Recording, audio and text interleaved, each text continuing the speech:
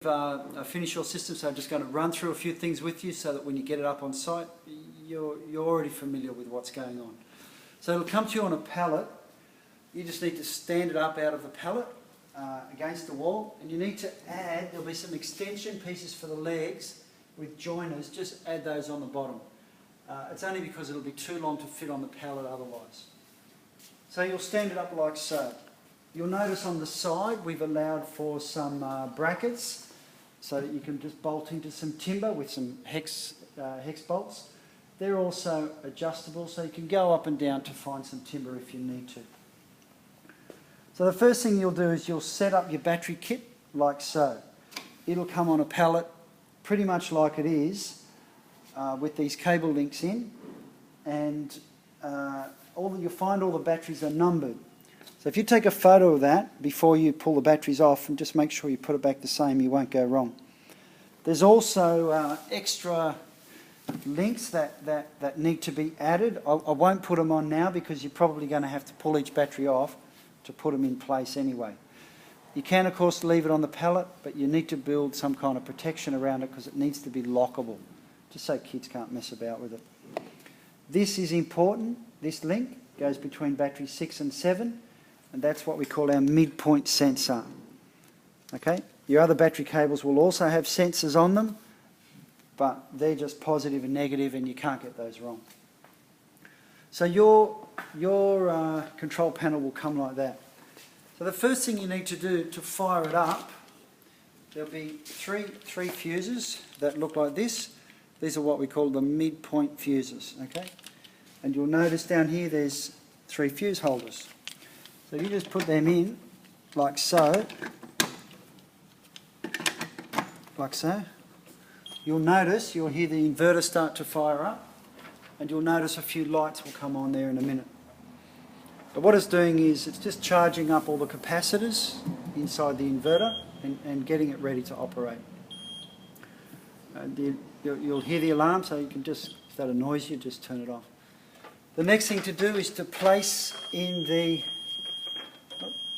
battery disconnector. Just cradles in simply, right? And then you'll just close it over like so.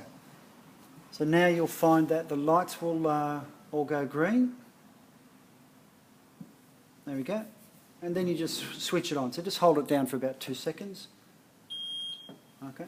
Now you've got blue light on, so you've got 240 volts going out of the inverter. The 240 volts is going out and coming on to your AC distribution board. So now we're just going to switch that on, and you make sure that your solar switch is in the on position, which it is, and your electrician will have hooked up the solar down into this isolator. We've drilled a hole in the back of the isolator for the solar on the roof, and then you'll just switch that in the on position, like so. If you give that a minute, this inverter will start to fire up. There you go, it's off we go. It's starting to happen.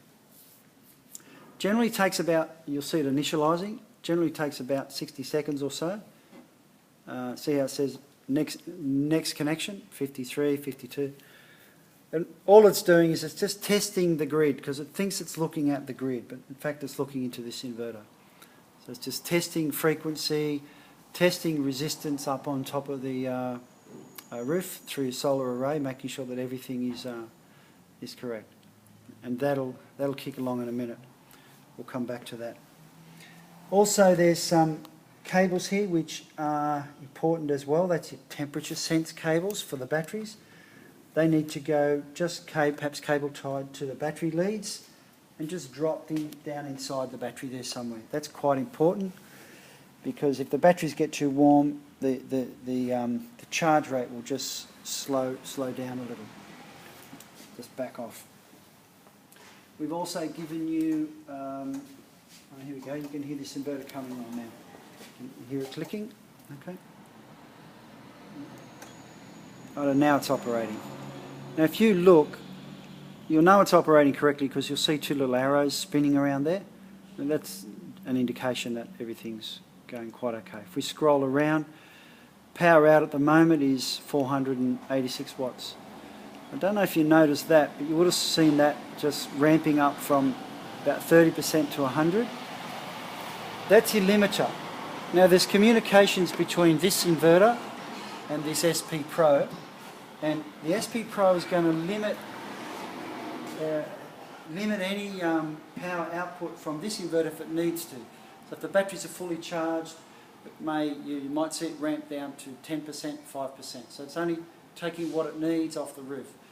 If it doesn't ramp it down, the solar on the roof will cook your inverter. So the communications are important. But we've set that up for you. We've checked it. We've programmed it. If you look in here now, you'll notice, you're quite welcome to scroll around just to have a look at what's going on. What you're mostly interested in is power out, that there, and limiting. That's at 100 now, but sometimes you'll see it at 20 or 30. That just means that the system's been controlled by the Cellectronic inverter. So it's all going quite nicely here. Your AC switchboard here, your electrician will just wire into this board. We've drilled a hole in the back of it so he can just drop a cable down behind. He'll put a light circuit breaker in there if he needs to. We've got a power breaker in there, RCD protected, which is just for this power point at the moment. Your electrician will need to run a main earth, 6mm main earth to an earth stake, but he'll know that anyway. And then your AC is all safe and ready to go. So it'll just be running like that. You can test it by plugging in a drill or something in the power point, and you'll know you've got power. Now we're just going to hook up the computer so you can see what it's like to get your computer connected. Now you will receive in the kit a thumb drive with what's called an SP Link program on it, and you will just install that onto your laptop. You'll notice there. So in this case we're just going to connect, we've got our SP Link loaded. So we just click on that and it opens up. Version 8 is important, and I'm sure that the thumb drive you get should say version 8. Now this is what's called an easy start guide or a site configuration wizard. You won't need that because we've already programmed the inverter. So if you just close that like so, and come down here and put the model number in, which in your case is a 241, right? Then click connection. It'll say the site information has not been saved, so go OK. Now just put in here, just put whatever you want to call the site. So let's just put Peter for now, and we're going to save the site. Okay. The selected file already exists because I did this earlier. So let's just go Peter 1. Right, let's go save the site like so. Okay. Now it says it's trying to connect, but it says a COM port does not exist. That's because we haven't connected our cable. So we've got our cable connected into USB port at the back of your PC. Just take your cable and plug it in underneath there. You'll find it if you have a look, but just plug it in like so. Got it right there. Then come back here and just go OK, like so, and you'll be connected. Let's just go connect again, connect. So now it's connecting to, your PC is connecting to the SP Pro, like so. Just give it a second, it's testing all the links. Okay, so now it's connected.